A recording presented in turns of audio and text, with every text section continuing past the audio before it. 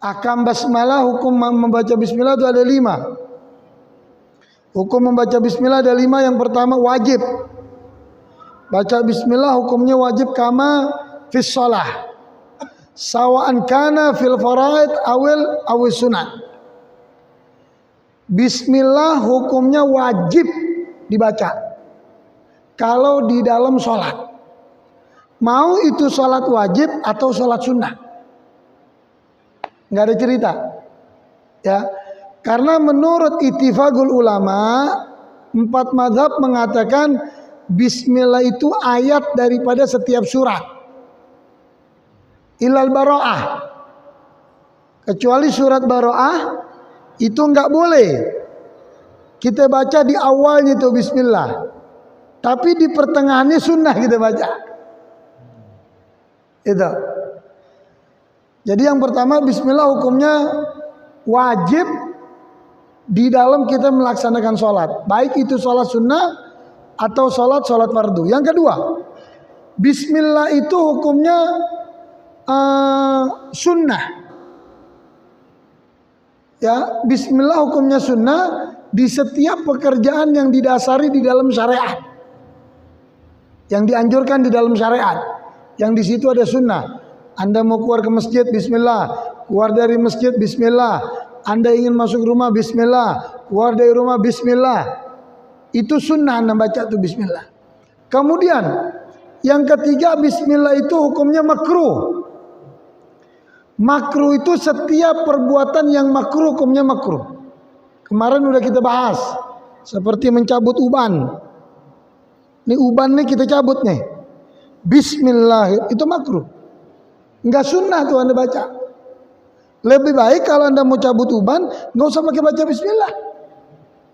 Lagi mencabut uban itu bukan perbuatan yang baik, baik secara syariat atau secara kedokteran.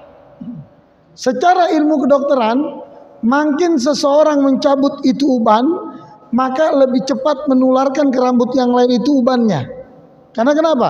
Begitu dia cabut, pori-pori yang di dalam ini melebar, sehingga membuat rambut yang hitam tadi lebih cepat mudah jadi putih. Atau yang saya katakan kemarin, bismillah hukumnya makruh seperti ngerokok. Di sini ada yang ngerokok gak? Ada gak di sini? Ya, di sini nggak ada masjid, betul apa enggak? Nah kalau di sini ada yang ngerokok, perlu kita cek akalnya tuh, benar apa kagak, betul apa enggak? Nah jadi bismillah makruh bagi orang yang ngerokok. Bagi orang yang ngerokok ya makruh. Tapi bagi saya atau bagi yang tidak merokok, maka bismillah rokok itu hukumnya haram. Jadi saya nggak boleh baca bismillah. Kalau bagi saya, bagi yang tidak merokok. Jadi jangan salah pentafsiran nih. Habib nggak bilang tuh rokok haram. Kalau Habib bilang rokok haram, besok nggak mau ngaji lagi nanti. Ya, jadi rokok hukumnya tetap makruh bagi perokok. Jadi setiap orang ingin mengerjakan yang makruh, merokok, jangan baca bismillah. Kalahin bismillahirrahmanirrahim. Nggak ada manfaatnya, nggak ada maslahat. Atau makan sesuatu yang bau, apa aja yang bau dah. Mau bawang, mau jengkol, mau pete, itu makruh. Nah pertanyaannya, Beb, bagaimana kalau kita makan sepiring? Sepiring ada nasi, ada sayur, ada kerupuk, ada tempe, ada tahu.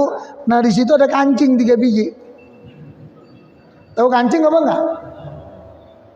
Kalau nggak tahu kancing, jangan jadi orang Betawi dah. Itu ada kancing. Nah, kalau ente makannya secara keseluruhan, ente baca bismillah, itu nggak ada masalah. Tapi kalau ente baca bismillah, makannya memang khusus untuk jengkol, itu makruh. Itu kan bahlul namanya. Ya. Nah, lauk yang lain banyak, kenapa diniatin khusus jengkol makan? Ya. Nah, kemudian yang yang keempat, haram. Haram setiap perbuatan yang haram. Mau ngapain aja, mau nipu orang, bismillahirrahmanirrahim, tanda tangan. Ini tanda tangan untuk nipu orang. Sebelum ditanda tangan nih, ini bagi para pejabat dan aparat nih, baik tingkat RT, RW, lurah, camat, wali kota, gubernur, menteri, anggota dewan, wakil presiden, presiden, semua. Aparat begitu juga, mulai dari Hansip, polisi, terus ke atas. TNI, Polri, dia tanda tangan. Tanda tangan dia punya arti dan punya makna. Dia tanda tangan untuk perbuatan dolim. Bismillahirrahmanirrahim. Haram. Ente tanda tangan di akte jual beli, ini tanah haram, bukan punya ente. Ente tanda tangan. Ente tanda tangan di notaris, ini tanah bukan hak ente, jelas-jelas. Ente tanda tangan, haram, mutlak haramnya. Mohon maaf nih Pak, orang kalau yang ngakalin Allah, nanti di hari kiamat diakalin sama Allah. Kan orang sekarang paling gampang Ustaz Zainal alasannya, saya nggak tahu Beb. Kayaknya begitu dia ngomong nggak tahu, hukumnya lepas di mata Allah. Enggak. Ente tahu tapi pura-pura ente nggak tahu. Ini bukan hak ente nih warisan, bukan hak ente. Tapi saya tanda tangan. Iya Beb, dulu saya kagak tahu. Kalau betul-betul ente nggak tahu terlepas. Tapi kalau ente pura-pura kagak tahu, ente kan ngakalin hukum namanya itu. Sama seperti kata Imam Hasan Basri, di hari kiamat nanti orang yang suka bakal main hukum Allah, yang suka bakal main hukum Allah, itu dia di hari kiamat nanti sama surga, di akhirat sama Allah dimasukin ke dalam peti atau kerdus, dia dimasukin. Udah dimasukin peti sama Allah atau kerdus, dibuang ke neraka. Ya Allah, kenapa buang saya ke neraka? Saya ahli ibadah, saya taat. Kata Allah apa? Saya nggak buang kamu, saya buang peti sama kerdus. Saya buang peti. Ya Allah, di dalam peti ada saya. Oh, ada kamu. Itulah hukum yang suka membakal main aturan-aturan hukum Allah di dunia.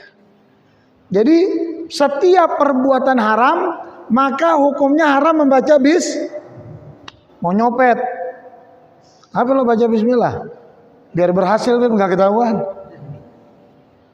Ya, sekarang kan tingkat daya tipu sekarang canggih. Daya tipu, pakai HP bisa tipu. Betul apa enggak? Anda beruntung dapat hadiah sekian. Kebetulan tuh WA, SMS masuknya ke orang susah lagi. Wah, alhamdulillah, diladenin aja. Suruh beli ini, suruh beli ini, suruh beli ini. Akhirnya nol, ada apa? Ya? Nggak ada orang mau ngasih duit gratis. Kagak ada dukun yang mau berlipat gandakan duit. Kalau ada dukun yang mau berlipat gandakan duit, bahlul itu dukun. Bodoh. Duit 100.000 satu bisa jadi 10. Dukunnya bego berarti. Dikasih orang. Kalau dukun pintar mau ngapain begitu? Dia diam-diam aja, betul apa enggak? Begitu. Dan yang terakhir, mubah. Mubah itu di setiap pekerjaan baik tapi tidak berdasar syariat. Ya, at-tark wal fi'l ala sawa. Ente tinggalkan atau ente kerjakan sama saja. Misalnya, karena gelil mata min makan ila makanin akhar. Saya pindahin nih pulpen dari kantong saya ke meja. Bismillahirrahmanirrahim. Atau saya angkat lagi, Bismillah. Itu saya baca Bismillah, itu nggak ada hukumnya. Anda baca atau tidak baca sama saja, hukumnya nggak ada. Tapi pahala lisan Anda menyebut nama Allah itu ada. Kita bicara hukum, hukumnya nggak ada. Ya kan, udah jelas itu 5. Kemudian